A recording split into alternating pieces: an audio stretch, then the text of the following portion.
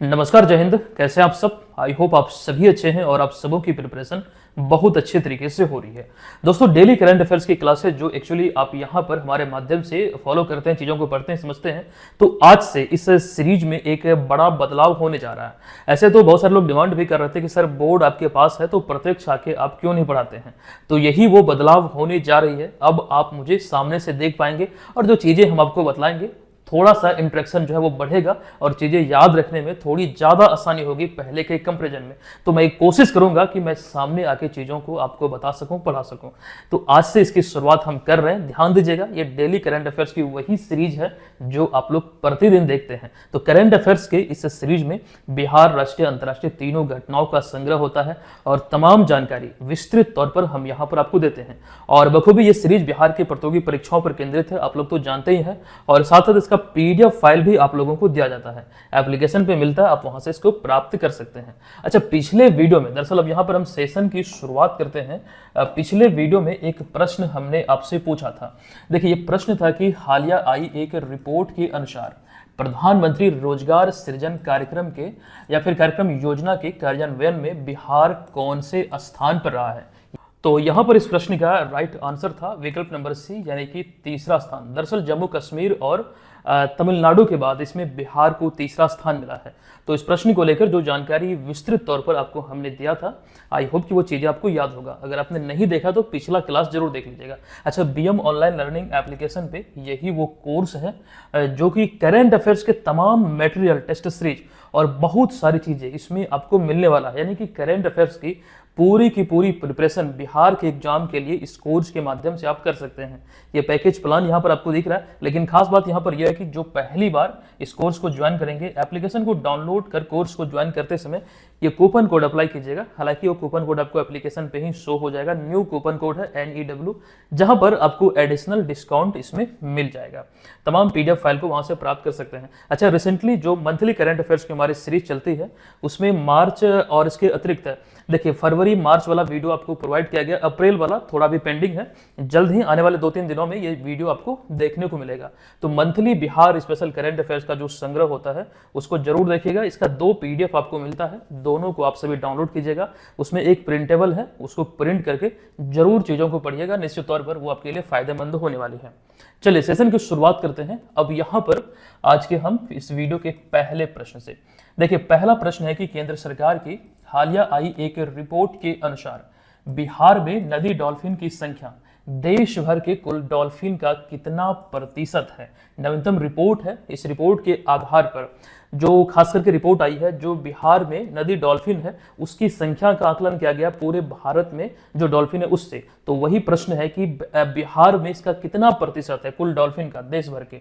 Right answer यहाँ पर है विकल्प नंबर डी, यानी कि 35%। ये आंकड़े वाले सभी प्रश्न अपने आप में इंपॉर्टेंट होते हैं।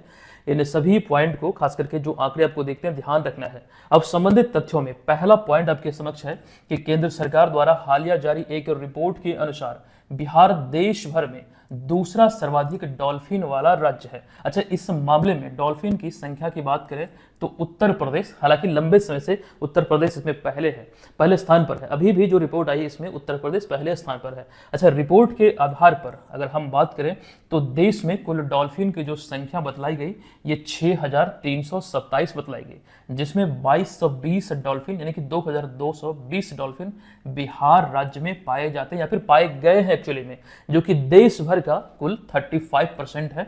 यही एक्चुअली यहाँ पर अभी हमसे प्रश्न में पूछा गया था कितना प्रतिशत है, तो ये 35% है। अच्छा, यहाँ पर अगला पॉइंट है कि उत्तर प्रदेश जो कि शीर्ष स्थान पर है। अब यहाँ पर तुलना हुआ है बिहार से, जहाँ पर डॉल्फिन की संख्या मात्र 177 कम है। यानी कि उत्तर प्रदेश से तुलना बिहार की करें तो बिहार महज इस रिपोर्ट के आधार पर यहाँ पर 177 डॉल्फिन के मतलब इस संख्या को लेकर मतलब आंकड़ा इतना कम है, ये यहाँ पर समझिएगा। अच्छा, ये जो रिपोर्ट है इसको यहाँ पर लिखा है हमने कि दरअसल केंद्र सरकार द्वारा वन्यजीव बोर्ड के तत्वाधान में यह भारत की पहली नदी डॉल्फिन अनुमान रिपोर्ट है। ये मतलब जारी किया गया है, जिसमें कि कुल 8 राज्यों, अर्थात ये 8 राज्यों में उत्तर प्रदेश, बिहार, उसके बाद पश्चिम बंगाल, झारखंड, मध्य प्रदेश, असम, पंजाब और राजस्थान के 28 नदियां शामिल हैं जहां पर एक्चुअली ये आकलन किया गया या फिर इसको लेकर ये रिपोर्ट जारी किया गया है। अच्छा, बिहार के संदर्भ में ध्यान आपको रखना है कि डॉल्फिन को यहाँ पर सॉस भी कहा जाता है, जो कि मूलतः गंगा, कोसी, गंडक, महानंदा, बागमती, कमला बलान आदि नदियों में पाए जाते हैं। बिहार में मुख्य रूप से जो ये प्रमुख नदियां हैं जहां पर डॉल्फिन पाया जाता है। अच्छा, बिहार में खास करके स्थानीय लोग जो गांव देहात में सॉस कहकर भी संबोधित करते हैं। अच्छा, डॉल्फिन को लेकर कई सारी चीजें पहले भी हम डिस्कस कर चुके हैं। कुछ पॉइंट यहाँ पर आपके बीच हमने रखा है जहां से एग्जाम में प्रश्न अराइज हो सकते हैं। आइए एक एक करके सभी पॉइंट को देखते हैं। देखिए, पहला पॉइंट है कि गंगा नदी में पाए जाने वाले डॉल्फिन के संरक्षण के लिए बिहार ने अब तक महत्वपूर्ण भूमिका निभाई है। दरअसल बिहार सरकार या फिर यूं कहें कि नीतीश कुमार की मांग पर केंद्र सरकार, जो कि उस समय तत्कालीन प्रधानमंत्री मनमोहन सिंह थे, 14वें प्रधानमंत्री भारत के रहे, तो उनकी सरकार थी। 2010 में गंगा डॉल्फिन को राष्ट्रीय जलीय जीव घोषित किया गया था और ये मांग जो किया गया था वो बिहार सरकार द्वारा किया गया था। ये यहाँ पर ध्यान आपको रखना है। अगला पॉइंट है यहाँ पर आपके बीच कि बिहार में यह डॉल्फिन मुख्य रूप से, अच्छा वही पॉइंट है कि किन किन नदियों में मुख्य रूप से पाया जाता है, और यहाँ पर आगे हमने लिखा है कि डॉल्फिन को सॉस भी कहा जाता है। अगला एक महत्वपूर्ण पॉइंट आपको देखने को मिलेगा कि बिहार 1990 से डॉल्फिन का संरक्षण कर रहा है। अच्छा, एक जानकारी यहाँ पर करंट अफेयर्स में ये आपको ध्यान रखना है कि लुप्त प्राय गंगा डॉल्फिन को बचाने के उद्देश्य यानी कि इसके संरक्षण की दृष्टिकोण को ध्यान रखते हुए भारत व एशिया का, ये बिहार ही नहीं, भारत ही नहीं बल्कि एशिया का पहला डॉल्फिन रिसर्च सेंटर पटना में स्थापित किया गया। अच्छा, ये चीजें बहुत दिनों से खबरों में चली आ रही थी, लेकिन रिसेंटली इसका उद्घाटन कर दिया गया। कब? तो 4 मार्च 2024 को, पिछले साल, मुख्यमंत्री नीतीश कुमार के द्वारा। ये चीजें इंपॉर्टेंट है, प्रश्न का रूप ले सकती है, एग्जाम में आपको देखने को मिल सकता है। अच्छा, उद्घाटन जब हुआ था, ये चीजें विस्तृत तौर पर हमने तो आपको बतलाई था, लेकिन इसके अतिरिक्त और भी कई सारी चीजों का उद्घाटन हुआ, जैसे कि अगर हम बात करें बापू परीक्षा परिसर, Bapu tower, dolphin research centre, statue of social justice, इस प्रकार से कई सारी चीजें मतलब उद्घाटन होती रहती है। वहीं से हमने यहाँ पर आपके बीच ये 5 से 6 पॉइंट रखा है। डिटेल में चीजें हम ऑलरेडी बतला चुके हैं। एक शॉर्ट इन्फॉर्मेशन यहाँ पर आपको मिल जाता है। जैसे कि हम डॉल्फिन रिसर्च सेंटर की बात करें तो पटना में 4 मार्च 2024 को नीतीश कुमार द्वारा इसका उद्घाटन हुआ है।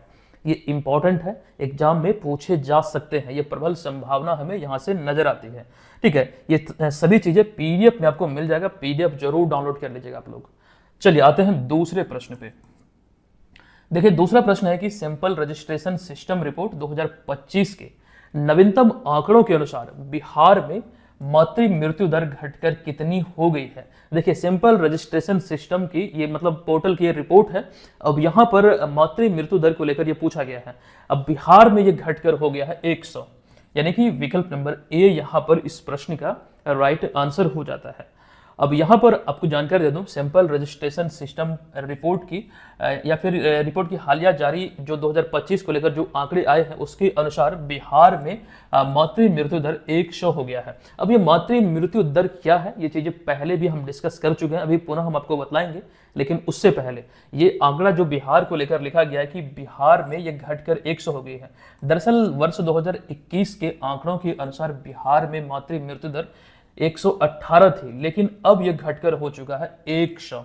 अच्छा, यहाँ पर अगर हम बात करें मातृ मृत्यु दर की, ये चीजें हालांकि कई बार हम आपको बतला चुके हैं। यहाँ पर ध्यान दीजिएगा कि मातृ मृत्यु दर प्रति 1 लाख जीवित जन्मों पर मातृ मृत्यु दर की संख्या होती है जो एक निश्चित समय अवधि में मापी जाती है, जो खास करके प्रसव के दौरान यहाँ पर मातृ मृत्यु दर की अगर हम बात करें वही वो संख्या होती है जो 1 लाख मतलब महिलाओं पर ये मतलब उसका आकलन किया जाता है। जिस प्रकार से लिंगानुपात को लेकर ये चीजें हम लोग ध्यान रखते हैं कि प्रत्येक 1000 पुरुषों पर जो महिलाओं की संख्या होती है वो लिंगानुपात कहा जाता है, उसे मतलब उस तरह से हम लोग परिभाषित करते हैं। उसी प्रकार से मातृ मृत्यु दर को लेकर भी चीजें यहाँ पर आपको ध्यान रखना है। अच्छा, वर्ष 2005 के आंकड़ों के अनुसार बिहार की मातृ मृत्यु दर देश भर में सबसे अधिक यानी कि 374 प्रति 1 लाख जीवित जन्म पर थी। लेकिन आपको ये ध्यान रखना है कि लगातार स्वास्थ्य सुधारों के कारण यह घटकर 100 हो गई है। इसमें खास करके सुधार हमें देखने को मिल जाता है। अच्छा, बिहार को लेकर स्वास्थ्य से जुड़ी हुई कई जानकारी हम आपको दे चुके हैं। इस समय अपना बिहार खास करके पूरे भारत में जो खास करके स्वास्थ्य केंद्र है, प्राथमिक स्वास्थ्य केंद्र या फिर ये बोले सरकारी अस्पतालों में जो मुफ्त मेडिसिन का जो वितरण होता है, इस मामले में लगातार 8वीं बार है जब बिहार अव्वल रहा है। और खास करके ये चीजें मतलब यही सब चीजों का एक परिणाम है जो यहाँ पर हमें सुधार देखने को मिलता है और ये घटकर हो गया है 100। 2005 की अगर हम तुलना करें जहां पर 374 थी, वो अब घटकर हो चुकी है 100। अच्छा, हालांकि देश भर में इसमें सबसे अधिक सुधार जो हुआ है वो कहां पर हुआ, वो असम में हुआ है। लेकिन सबसे अधिक सुधार के मामले में जो अपना बिहार है वो दूसरे स्थान पर है। ये नवीनतम जो रिपोर्ट आई है उसमें इस चीज का खुलासा हुआ है। जो सबसे अधिक सुधार हमें देखने को मिलता है वो असम में, दूसरे स्थान पर अपना बिहार है। अच्छा, वर्तमान में बिहार को लेकर तो ये चीजें हम समझ चुके हैं कि अभी वर्तमान में ये घटकर 100 हो गई है। लेकिन समूचे भारत की बात करें ओवरऑल, तो पूरे भारत में वर्तमान में मातृ मृत्यु दर जो है राष्ट्रीय स्तर पर एक्चुअली में ये 93 है। ये चीजें यहाँ पर समझिएगा। दोनों की अगर हम तुलना करें तो दोनों में 7 का ही डिफरेंस है, मतलब बिहार की राष्ट्रीय स्तर पर यानी कि भारत से। तो ये चीजें फिलहाल इस प्रश्न से हमें याद रखना है, ध्यान रखना है। अब आते हैं तीसरे नंबर प्रश्न पे। देखिए, किस भारतीय शहर में ब्रह्मोस मिसाइल निर्माण यूनिट का उद्घाटन हाल ही में 11 मई 2025 को रक्षा मंत्री राजनाथ सिंह के द्वारा किया गया है। इंपॉर्टेंट प्रश्न है और इसका जो उद्घाटन है वर्चुअली किया गया रक्षा मंत्री राजनाथ सिंह के द्वारा लखनऊ में, जो उत्तर प्रदेश की राजधानी है। तो विकल्प नंबर ए यहाँ पर इस प्रश्न का राइट आंसर हो जाता है। आइए अब यहाँ पर हम आते हैं इसके एक्सप्लेनेशन की ओर। यहाँ पर देखिए, हमारा पहला पॉइंट है कि BrahMos aerospace integration and testing facility unit का निर्माण लखनऊ में किया गया है। दरअसल लखनऊ में एक जगह है भटगांव, प्रॉपर ये जगह का नाम आप लोग ध्यान रखिएगा। सिर्फ लखनऊ ध्यान रखने से, याद रखने से काम नहीं चलेगा। प्रॉपर जगह है भटगांव। भटगांव लखनऊ से लगभग 30 किलोमीटर के आसपास ये क्षेत्र में आता है और ये लखनऊ के अंतर्गत ही आता है। अगर हम डिस्ट्रिक्ट वाइज देखें तो भटगांव लखनऊ में स्थापित यह यूनिट 300 करोड़ रुपए की लागत से मतलब बनाई गई है या फिर इसका निर्माण हुआ है, जिसका शिलान्यास 26 दिसंबर 2021 को ही किया गया था। लेकिन अभी हाल ही में इस वजह से खबरों में है कि 11 मई 2025 को वर्चुअली इसका शुभारंभ किया गया रक्षा मंत्री राजनाथ सिंह के द्वारा। इस वजह से ये खबरों में है। अच्छा, एक चीज समझिएगा, यहां पर इसके निर्माण को लेकर अगर हम बात करें तो ये भारत के रक्षा अनुसंधान और विकास संगठन यानी कि DRDO और साथ साथ रशिया की जो सरकारी कंपनी है NPO मशीनो स्ट्रोथेनिया यानी कि NPOM का संयुक्त उद्यम है, जो एक्चुअली यहाँ पर इस यूनिट को जो स्थापित किया गया है उसकी हम बात करें, रशिया के सहयोग से ये स्थापित हुआ, जिसमें 50.5 यानी कि 50.5% जो हिस्सेदारी है वो भारत की है या फिर यूं कहें DRDO की है, और इसके अतिरिक्त जो रिमेनिंग 49.5% हिस्सेदारी है वो रशिया की है। ये ध्यान रखिए। अच्छा, ब्रह्मोस मिसाइल का एक प्रकार से यहाँ पर तस्वीर आप देख सकते हैं। ये अभी ऐसे भी खबरों में है, भारत पाकिस्तान के बीच जो तनाव का माहौल चल रहा है और ये ब्रह्मोस मिसाइल बहुत ज्यादा खबरों में है, आप लोग न्यूज वगैरह में देखते होंगे। ये आखिर है क्या? देखिए, ब्रह्मोस मिसाइल एक प्रकार की सुपरसोनिक क्रूज मिसाइल है जिसे जमीन, समुद्र या फिर हवा आदि कहीं से भी छोड़ा जा सकता है, अर्थात कहीं से भी इसे लॉन्च किया जा सकता है। अच्छा, इस मिसाइल की अधिकतम गति जो होती है वो 2.8 मैक है, यानी कि ध्वनि की गति से लगभग 3 गुना ये अधिक तेजी से सफर कर सकता है। मतलब ये टारगेट की ओर बढ़ सकता है, मतलब जो उसका टारगेट है वहां पर वो हमला कर सकता है। और इसकी जो मारक क्षमता हालांकि ज्यादा नहीं है, 290 किलोमीटर के आसपास है। तो ये चीजें फिलहाल यहाँ पर ब्रह्मोस को लेकर आपके बीच हमने रखा, तमाम बातों को ध्यान रखेंगे आप लोग। चलिए आते हैं चौथे प्रश्न पे। देखिए, युवाओं को कृत्रिम बुद्धिमत्ता अर्थात आर्टिफिशियल इंटेलिजेंस यानी कि AI में दक्ष बनाने के लिए या फिर इसके उद्देश्य से किस राज्य सरकार द्वारा हाल ही में AI प्रज्ञा नामक अभियान की शुरुआत की गई है? इस अभियान का नाम क्या है? तो AI प्रज्ञा। इसकी शुरुआत अभी किया गया है किसके द्वारा? ये होगा उत्तर प्रदेश, यानी कि विकल्प नंबर ए।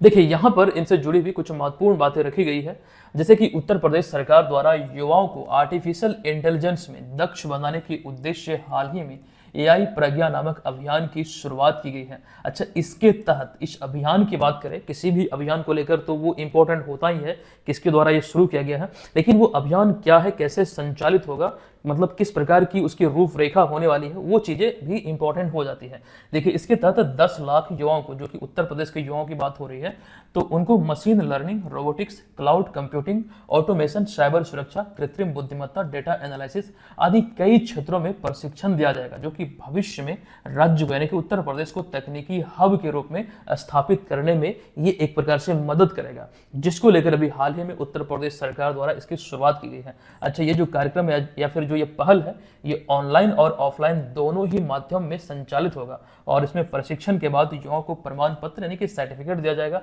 जो कि भविष्य में उनके लिए कहीं ना कहीं एक प्रकार से रोजगार का मार्ग को प्रशस्त करेगा। ठीक है, ये चीज ध्यान रखिए। अच्छा, ये जो योजना की बात हम एक्चुअली कर रहे हैं, जो एआई प्रज्ञा अभियान की जो शुरुआत हुई है, यहाँ पर उस बारे में एक महत्वपूर्ण पॉइंट यह है कि यह परियोजना की शुरुआत उत्तर प्रदेश सरकार और वर्ल्ड बैंक अर्थात विश्व बैंक के सहयोग से की गई है।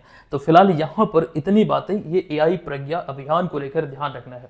जो महत्वपूर्ण जो टर्म यहाँ पर निकल कर आते हैं इनसे संबंधित, वो आपके बीच हमने रखा है। अच्छा, यहाँ पर इसी तरह की एक जानकारी इसी सीरीज में हमने आपको दिया था केरल से संबंधित। दरअसल केरल अभी हाल ही में भारत का पहला ऐसा राज्य बना है जिसने पूर्ण डिजिटल साक्षरता प्राप्त की है। और ये सभी कैसे पॉसिबल हो पाया है, तो डीजी केरल नाम का एक पहल वहां पर, एक कार्यक्रम वहां पर संचालित हो रहा था पिछले कई वर्षों से, जिसके पश्चात ये हमें परिणाम देखने को मिलता है कि यहाँ पर सभी आयु वर्गों के लोगों को जो डिजिटल प्रशिक्षण या फिर डिजिटल कौशल को लेकर जो प्रशिक्षण दिया गया, उसका ही परिणाम रहा कि यहाँ पर हमें देखने को मिलता है कि केरल जो है अब पूर्ण डिजिटल साक्षरता वाला राज्य बन चुका है। मतलब कहने का सेंस यहाँ पर यह है, डिजिटल साक्षरता मतलब मोबाइल, पीसी आदि से वो मतलब जरूरी काम जो खास करके दिनचर्या में इस्तेमाल होने वाले इस समय प्रेजेंट समय में देश दुनिया में जो चीजें हो रही है, जैसे मान लीजिए कुछ ऑनलाइन करना है, कुछ जानकारी हमें चाहिए, व्हाट्सअप चलाने आना, फेसबुक ऑपरेट करना, मतलब ये सारी चीजें, बहुत चीजें होती है, मतलब वो सभी डिजिटल साक्षरता के अंतर्गत देखने को हमें मिलता है। ठीक है, तो इस मामले में केरल अभी अव्वल है। देखिए अब आते हैं 5वें नंबर प्रश्न पे। देखिए 5वां नंबर प्रश्न है कि भारतीय वन सेवा के सेवानिवृत्त अधिकारी जी चंद्रशेखर रेड्डी को हाल ही में किस राज्य का मुख्य सूचना आयुक्त नियुक्त किया गया है। देखिए इस प्रश्न के हम राइट आंसर की बात करें तो ये हो जाता है विकल्प नंबर डी। अभी हाल ही में इन्हें तेलंगाना का मुख्य सूचना आयुक्त नियुक्त किया गया है। देखिए आज के इस क्लास में कई सारी जानकारी ऐसे भी है कि मतलब मैंने उतना डिटेल में नहीं रखा, जिस प्रकार से जो पिछले क्लासेज में आपने देखा होगा, ये जो सेटअप तैयार मतलब बोर्ड पे सेटअप लाने में थोड़ी परेशानी हुई है। अब ये धीरे धीरे मैनेज होगी, कंटेंट और भी बढ़ता जाएगा, जिस प्रकार से आप लोग देखते हैं मतलब वो चीजें धीरे धीरे यहाँ पर हो जाएगी मेकअप। ठीक है, फिलहाल यहाँ पर इस प्रश्न की बात करें, दरअसल जी चंद्रशेखर रेड्डी की हम बात कर रहे हैं, तो इसको लेकर समझिएगा। यहाँ पर हमने लिखा कि हाल ही में इन्हें 9 मई 2025 को तेलंगाना राज्य का मुख्य सूचना आयुक्त नियुक्त किया गया है और वे भारतीय वन सेवा के सेवानिवृत्त अधिकारी हैं। अच्छा, मौजूदा राज्यपाल जो यहाँ के हैं तेलंगाना के जिष्णु देव वर्मा, इन्हीं के द्वारा इन्हें पद व गोपनीयता की शपथ दिलाई गई है। अच्छा, एक पॉइंट और है कि मुख्य सूचना आयुक्त के रूप में जो उनका कार्यकाल होगा अगले 3 साल का होगा या फिर 65 वर्ष की आयु तक होगा, इसमें जो भी पहले हो जाए तब तक उनका कार्यकाल होगा, तो ये चीजें ध्यान रखिए। अच्छा, जनरली अगर हम देखें कि राज्य में जो मुख्य सूचना आयुक्त होते हैं उनकी जो नियुक्ति होती है संबंधित राज्य के राज्यपाल द्वारा किया जाता है, ये आप लोग जानते हैं। और वही जो खास करके अगर हम सेवानिवृत्ति की बात करें तो 3 साल या 65 वर्ष की आयु होती है, जो भी उसमें से पहले पूरा हो जाए तो वो उनका खास करके जो पद पर उनका सेवा मतलब जो होता है वो कार्यकाल होता है। चलिए अब यहाँ पर हमारा अगला 6वां प्रश्न है कि हाल ही में वनों पर संयुक्त राष्ट्र फोरम यानी कि यूएनएफएफ के किस सत्र का आयोजन न्यूयॉर्क में किया गया है, जिसमें भारत ने सक्रिय रूप से भाग लिया है। देखिए यहाँ पर इसके संस्करण की बात हो रही है, यानी कि वनों पर संयुक्त राष्ट्र फोरम का ये कौन सा संस्करण था, ये 20वां संस्करण था जो अभी हाल ही में न्यूयॉर्क में आयोजित हुआ है। अब इनसे संबंधित जो महत्वपूर्ण जानकारी है जो आपको ध्यान रखना है एक्चुअली में, वो तमाम चीजें यहाँ पर दर्शाई गई है। देखिए वनों पर संयुक्त राष्ट्र फोरम का 20वां सत्र का आयोजन 5 से लेकर 9 मई 2025 तक न्यूयॉर्क में किया गया है और इस सत्र में वनों के संरक्षण, प्रबंधन और टिकाऊ वन प्रबंधन पर चर्चा हुई। इस विषय पर ये आधारित थे। अब इसमें समझिएगा भारत को लेकर कुछ पॉइंट आपके बीच हमने रखा है। देखिए इसमें भारत भी सक्रिय रूप से भाग लिया और वन योजना के सतत विकास लक्ष्यों तथा बड़े बिल्ली प्रजातियों के संरक्षण में अपनी भागीदारी प्रदान की, जिसमें कि अरावली ग्रीन वॉल परियोजना, ग्रीन इंडिया मिशन, एक पेड़ मां के नाम अभियान आदि इसमें शामिल है। हालांकि इसके अतिरिक्त और भी कई सारी पहल है, कई सारे अभियान है भारत का जो आपको यहाँ पर मतलब इस चीज को लेकर मतलब इस दिशा में कार्यरत है, प्रतिबद्ध है, जो कि यहाँ पर भी अगर हम बात करें जो वनों पर संयुक्त राष्ट्र का फोरम था यहाँ पर भारत की तरफ से प्रस्तुत किया गया। अच्छा, यहाँ पर वनों पर संयुक्त राष्ट्र फोरम यानी कि United nation forum on forest की बात करें अर्थात UNFF की बात करें तो इसकी स्थापना संयुक्त राष्ट्र आर्थिक एवं सामाजिक परिषद द्वारा वर्ष 2000 में वनों के प्रबंधन और संरक्षण को बढ़ावा देने के उद्देश्य से किया गया था। इसका मुख्यालय न्यूयॉर्क में है। अच्छा, ये चीजें फिलहाल यहाँ पर भारत को लेकर या फिर ये 20वें सत्र को लेकर ये यहाँ पर आप ध्यान रखेंगे। लेकिन यहाँ पर एक टर्म एक पॉइंट हमने इस्तेमाल किया है, यहाँ पर देखिएगा कि बड़े बिल्ली प्रजाति, यहां पर समझिएगा बिल्ली के बड़े प्रजातियों को संरक्षण दिलाने की दिशा में कुछ समय पहले भारत ने इंटरनेशनल बिग कैट अलायंस की शुरुआत की घोषणा की थी। ये चीजें यहां पर आगे हमने आपके बीच रखा है, यही यहां पर आगे यहां देख रहे हैं आप। देखिए, प्रोजेक्ट टाइगर का 50 वर्ष पूरा होने के अवसर पर कर्नाटक के मैसूर में 9 अप्रैल 2023 को, यह तिथि ध्यान रखिएगा, प्रोजेक्ट टाइगर हालांकि शुरुआत हुआ था इंदिरा गांधी के कार्यकाल में 1973 में, तो उसका 50 वर्ष पूरा होने के उपलक्ष्य पर मैसूर कर्नाटक में 9 अप्रैल 2023 को प्रधानमंत्री नरेंद्र मोदी द्वारा इंटरनेशनल बिग कैट अलायंस की शुरुआत की गई थी। ये तो स्थापना इंपॉर्टेंट है ही, लेकिन आपको ये ध्यान रखना ये आखिर है क्या, किस उद्देश्य। तो इंटरनेशनल बिग कैट अलायंस की स्थापना का उद्देश्य क्या है, तो बाघ, शेर और साथ साथ तेंदुआ, हिम तेंदुआ, चीता, जगुआर और प्यूमा सहित जो 7 बिल्ली की बड़ी प्रजातियां हैं उसको मूल रूप से संरक्षण प्रदान करना, ये इसका एक प्रकार से उद्देश्य है। ये चीजें कई बार हम डिस्कस कर चुके हैं, लेकिन एक बात और ध्यान रखिएगा, यहाँ पर इससे रिलेटेड एक प्रश्न और बनता है। हालांकि ये चीजें हम आपको पढ़ा चुके हैं, ध्यान दीजिएगा। भारत की इस पहल को यानी कि इंटरनेशनल बिग कैट अलायंस पहल को दरअसल जो 16वां ब्रिक्स शिखर सम्मेलन कजान रशिया में आयोजित हुआ था, यहाँ पर इस सम्मेलन में भारत की इस पहल को मान्यता मिली थी, उसे स्वीकार किया गया था ब्रिक्स देशों द्वारा। ये चीज समझिएगा, और एक बहुत बड़ी उपलब्धि थी इंटरनेशनल बिग कैट अलायंस को लेकर। तो ये बिल्ली की 7 बड़ी प्रजाति को संरक्षण प्रदान करने की दिशा में है। ये चीजें इंपॉर्टेंट है। चलते हैं यहाँ पर हम अगले प्रश्न पे।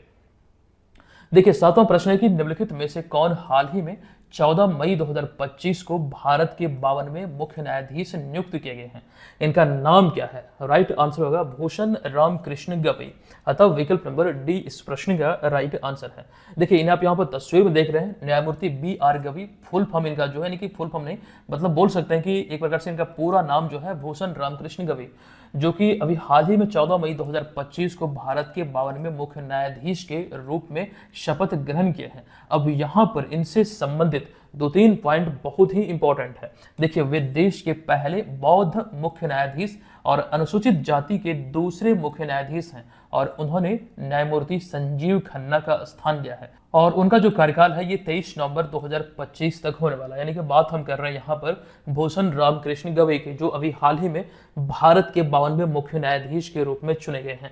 अच्छा, इनके नाम की जो सिफारिश की गई थी मुख्य न्यायाधीश के लिए, वो मौजूदा मुख्य न्यायाधीश संजीव खन्ना के द्वारा ही किया गया था। ये यहाँ पर हमने लिख भी दिया है। अच्छा, एक चीज समझिएगा, संजीव खन्ना जो कि 51वें मुख्य न्यायाधीश रहे भारत के, 11 नवंबर 2024 को अगले 6 महीने के लिए भारत के 51वें मुख्य न्यायाधीश के रूप में वे शपथ ग्रहण किए थे।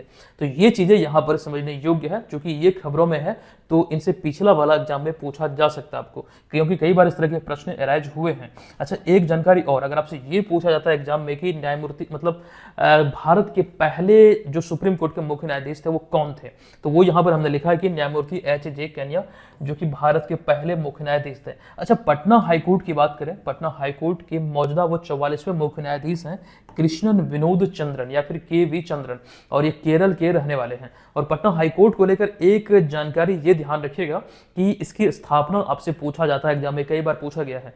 अब यहाँ पर प्रश्न इस प्रकार से पूछा जा सकता है कि पटना हाईकोर्ट ने किस तिथि से अपना कार्य प्रारंभ किया था, तो दोनों स्थिति में स्थापना पूछे या कार्य प्रारंभ पूछे, दोनों स्थिति में आप आंसर करेंगे 3 फरवरी 1916 को। देखिए, अब यहाँ पर हमारा अगला प्रश्न है, हालिया लिखित पुस्तक PMO prime minister office through the years के लेखक निम्नलिखित में से कौन है। देखिए, यहाँ पर जो प्रश्न है एक्चुअली इसका राइट जो आंसर यह है विकल्प नंबर यहाँ पर हो जाएगा C, यानी कि हिमांशु रॉय। जो पुस्तक है एक्चुअली में PMO prime minister office through the years है, इसके लेखक कौन है? हिमांशु रॉय। अच्छा, इस तरह की कई सारी पुस्तकों को लेकर ऑलरेडी हम जानकारी देते रहते हैं, आप यहाँ पर भी देख सकते हैं। और भी इसके अतिरिक्त और भी कई जानकारी पुस्तकों को लेकर हमने दिया है समय समय पर। ये चीजें ध्यान रखिए, जैसे कि बिहार को लेकर 2 महत्वपूर्ण पुस्तकों की वर्तमान में बात करें तो एक तो बिहार की गांधी नीतीश कुमार, जिसके लेखक की बात करें तो अशोक चौधरी और उनकी पुत्री संभवी चौधरी द्वारा ये लिखा गया। एक और पुस्तक है कर्पूरी ठाकुर की पुकार है, नीतीश कुमार है, इसके लेखक हैं धर्मेंद्र चंद्रवंशी। और इस तरह की कई सारी किताबें हैं, कई सारी पुस्तकें हैं, उपन्यास आदि हैं जो लिखी गई है, जो खबरों में है, जिसका विमोचन हुआ, ये एग्जाम में पूछे जा सकते हैं। लेकिन इन सब के अतिरिक्त हमारे द्वारा लिखित इस पुस्तक को आप लोग जरूर पढ़िएगा। ये ई बुक है, आप इसका प्रिंट कर सकते हैं। 2024 मतलब पूरे साल का इसमें बिहार स्पेशल के करेंट अफेयर्स का संग्रह किया गया है। पूरा का पूरा डिटेल में आपको संग्रह मिलेगा, विस्तृत वर्णन मिलेगा, साथ में उसमें तस्वीर के माध्यम से भी चीजों को आपको समझाया गया है। पढ़ना बहुत आसान हो जाएगा। एक नाम मात्र की फी पर ये उपलब्ध है। आप चाहें तो करंट अफेयर्स का जो एक्चुअली हमारा कोर्स है उसके थ्रू भी आप ले सकते हैं, या फिर इंडिविजुअली आप इस पीडीएफ को अलग से केवल 49 रुपये में प्राप्त कर पाएंगे। अच्छा, जो लोग ऑलरेडी कोई भी कोर्स लिए हुए हैं, अगर उसमें करंट अफेयर्स का सेक्शन आपका इंक्लूडेड है तो करंट अफेयर्स सेक्शन में 2024 को सिलेक्ट करते हुए जो ईयरली करंट अफेयर्स का सेक्शन होगा वहां पर जाइएगा, ये पीडीएफ आपको मिलेगा, आप वहां से प्रिंट कर सकते हैं। और बखूबी इसमें देखिए टेस्ट सीरीज भी हमने आपको दिया है। 25 प्रैक्टिस सेट आपको मिलता है, जिसमें 20 करंट अफेयर्स का होगा, जिसमें बिहार राष्ट्रीय अंतर्राष्ट्रीय तीनों घटनाओं का संग्रह है, और इसके अतिरिक्त 5 बिहार जीके का भी टेस्ट हमने डाला है, ताकि आगामी एग्जाम में यहाँ पर आप टेस्ट के माध्यम से अपना आकलन भी कर सके, मतलब आगामी एग्जाम को ध्यान रखते हुए। तो बहुत इंपॉर्टेंट ये पीडीएफ है बिहार स्पेशल का, लेकिन टेस्ट में आपको तीनों घटनाओं से, बिहार से रिलेटेड, राष्ट्रीय अंतर्राष्ट्रीय तीनों घटनाओं से रिलेटेड यहाँ पे प्रश्न देखने को मिलेगा, जो प्रैक्टिस पर्पज से देखें तो बहुत इंपॉर्टेंट है।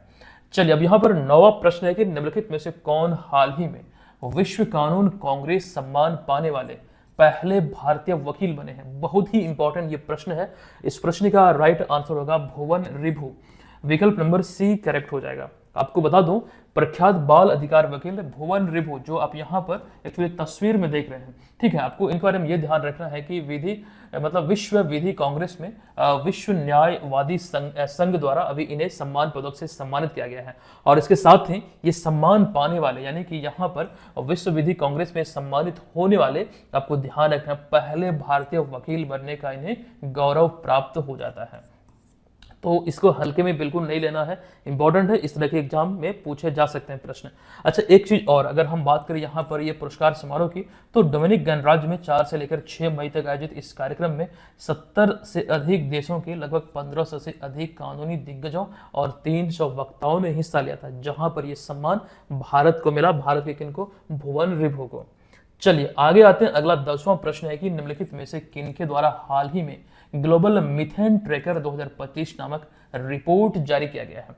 देखिए, ये रिपोर्ट अभी हाल ही में अंतर्राष्ट्रीय ऊर्जा एजेंसी द्वारा जारी किया गया। इस रिपोर्ट के बारे में कई जानकारी यहाँ पर विस्तृत तौर पर आपके बीच हमने रखा है। देखिए, अंतर्राष्ट्रीय ऊर्जा एजेंसी द्वारा हाल ही में ग्लोबल मीथेन ट्रैकर 2025 रिपोर्ट जारी किया गया। इसका उद्देश्य तेल, गैस, कोयला और जैव ऊर्जा सहित ऊर्जा क्षेत्र से मीथेन उत्सर्जन पर नजर रखना है। जो मीथेन का उत्सर्जन जो बढ़ रहा है, जैसे इस पर ही ध्यान केंद्रित करने की दिशा में ये एक प्रकार का पहल है। यहाँ पर ध्यान दीजिएगा कि मीथेन एक शक्तिशाली ग्रीन हाउस गैस है, जो कि औद्योगिक क्रांति के बाद वैश्विक तापमान वृद्धि के 30% के लिए जिम्मेदार है। ये 30% जिम्मेदार जो है ये मीथेन गैस है, जो खास करके तापमान में वृद्धि हमें देखने को मिलता है। अच्छा, यहाँ पर इस रिपोर्ट के बारे में कई जानकारी पॉइंट वाइज आपके बीच हमने रखा है, आइए एक एक करके सभी को पढ़ते हैं। देखिए, इस नवीनतम रिपोर्ट के अनुसार ऊर्जा क्षेत्र से जुड़ी मीथेन उत्सर्जन अभी भी खतरनाक रूप से अपने उच्च स्तर पर बनी हुई है, जो कि तापमान में, वैश्विक तापमान में ये वृद्धि का एक बहुत बड़ा कारक है। अगला पॉइंट है कि रिपोर्ट में पहली बार परित्यक यानी कि एबंडेंट तेल कुओं और खदानों से होने वाली उत्सर्जन को शामिल किया गया है। अच्छा, रिपोर्ट में यह भी बताया गया है कि मीथेन उत्सर्जन कम करके लगभग 100 अरब घन मीटर प्राकृतिक गैस का पुनर्प्राप्त किया जा सकता है, पुनः से प्राप्त किया जा सकता है, मतलब इसका उत्सर्जन को कम करके। अच्छा, इसके अतिरिक्त जीवाश्म ईंधन से मीथेन उत्सर्जन 2023 में लगभग 120 मिलियन टन रहा, जो कि अपने रिकॉर्ड स्तर पर, मतलब अपने रिकॉर्ड स्तर के ये करीब रहा है। ठीक है, तो ये चीजें इस रिपोर्ट में कहा गया, हालांकि यहाँ पर उतना डिटेल में हम नहीं जाएंगे, जो एक्चुअली रिपोर्ट में हमें देखने को मिला है वही सारी चीजें आपके बीच हमने रख दिया है। तो ये सभी आपके एग्जाम में प्रश्न का रूप ले सकता है, ये ध्यान रखिएगा। अब आते हैं अगले प्रश्न पे। देखिए, अगला 11वां प्रश्न है कि अमेरिकी राष्ट्रपति डोनाल्ड ट्रंप द्वारा किस देश के साथ सफल व्यापार समझौते की अभी हाल ही में घोषणा हुई है। मई 2025 की एक्चुअली बात करें तो ब्रिटेन के साथ मतलब ये घोषणा हुई है। देखिए, यहां पर आपको बता दूं कि अमेरिकी राष्ट्रपति डोनाल्ड ट्रंप ने ब्रिटेन के प्रधानमंत्री कियर स्टारमर के साथ हाल ही में सफल व्यापार समझौते की घोषणा की है, जो एक्चुअली वहां पर तस्वीर में दोनों को देख रहे हैं। अच्छा, इसके तहत अमेरिका द्वारा प्रति वर्ष 1 लाख वाहनों पर आयात कर को घटाकर 20% से 10% करने को लेकर यह समझौता हुआ है। अच्छा, एक बात और, साथ ही कुछ चुनिंदे करों तथा स्टील एल्युमिनियम के आयात को टैरिफ मुक्त किया जाएगा, लेकिन इसमें कंडीशन यह है कि कुछ ब्रिटिश वस्तुओं पर, कुछ उत्पादों पर 10% का टैरिफ लागू रहेगा। हालांकि यहाँ पर जो एक्चुअली प्रश्न हमने पूछा था कि अमेरिकी राष्ट्रपति डोनाल्ड ट्रंप द्वारा किस देश के साथ सफल व्यापार समझौते की घोषणा हुई है, तो मूल रूप से ये आपको ध्यान रखना, उतना डिटेल मत जाइएगा, ध्यान ये रखिएगा ब्रिटेन के साथ। अब आते हैं अगले प्रश्न पे। सीमा सुरक्षा को बढ़ाने और आपातकालीन प्रबंधन क्षमताओं में सुधार करने के उद्देश्य से निम्नलिखित में से किस अंतरिक्ष एजेंसी के द्वारा EOS 9 या फिर रीसेट 1B नामक पृथ्वी अवलोकन उपग्रह लॉन्च किया गया है। पृथ्वी अवलोकन उपग्रह एक प्रकार का, जो एक्चुअली यहाँ पर लिखा गया है, और ये अभी हाल ही में भारतीय अंतरिक्ष एजेंसी इसरो द्वारा लॉन्च किया जाएगा, किया गया नहीं बल्कि किया जाएगा, ये ध्यान रखिएगा। आने वाले समय से लॉन्च किया जाना है और ये संबंधित किससे है? इसरो से है। अतः विकल्प नंबर ए यहाँ पर इस प्रश्न का राइट आंसर हो जाता है। तो आज के इस क्लास में जो प्रत्यक्ष रूप से चीजें हम आपके बीच लेकर आए हैं, आई थिंक मुझे लगता है कि चीज़ों को मैं अच्छी तरीके से डिलीवर आप लोगों के बीच कर पाया हूं। अब यहाँ पर आज के इस वीडियो का प्रश्न को हम देखते हैं। देखिए, धीरे धीरे सेशन में, मतलब खास करके चीज़ों को और भी हम एकत्र करेंगे, क्योंकि पहली बार ये सेटअप हुआ है। यहाँ पर डेली करंट अफेयर्स का जो कंटेंट है वो किसी और कंप्यूटर में था, वो यहाँ पर बोर्ड पे लाया गया है। और बहुत सारे तरीके, मतलब ये जो फॉर्मेट आप देख रहे हैं ये थोड़ा हाई क्वालिटी का है, और पहले जो तैयार होता था दूसरे कंप्यूटर में वो थोड़ा लो क्वालिटी का होता था, वो स्क्रीन रिकॉर्डिंग के माध्यम से होता था, तो वो चीज़ें उतना पता नहीं चलता था, आप लोगों को मालूम नहीं चलेगा। वो यहाँ पर सिस्टम में हमें पता चलता था, उसका क्वालिटी थोड़ा डाउन था। लेकिन ये जो फॉर्मेट आप देख रहे हैं इसका क्वालिटी बहुत हाई है, मतलब ये जो स्लाइड आप देख रहे हैं ये बहुत हाई रेजोल्यूशन का है। ठीक है, तो ये सारी चीज़ें सेटअप करने में बहुत टाइम लगा है। अब फिलहाल यहाँ पर आते हैं आज के इस वीडियो के प्रश्न की ओर। देखिए, निम्नलिखित में से किनके द्वारा हाल ही में बिहार का नवनिर्माण 20 साल विकास के बदलते बिहार के, ये पुस्तक है, इसका लोकार्पण किया गया। जो यहाँ पर आप देख रहे हैं पीले कलर में जो लिखा गया है, बिहार का नवनिर्माण 20 साल विकास के बदलते बिहार के, इस पुस्तक का लोकार्पण किया गया है। ये किनके, मतलब यहाँ पर लिखा गया किनके द्वारा हाल ही में इसका लोकार्पण हुआ है, ये बताइएगा।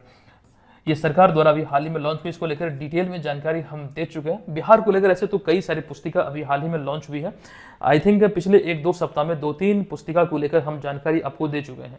आप लोग कमेंट बॉक्स में जरूर लिखिएगा। अच्छा, करेंट अफेयर्स का यही वो कोर्स है जो आप लोग ज्वाइन कर सकते हैं तमाम स्टडी मटेरियल, नोट्स, PDF आदि के लिए।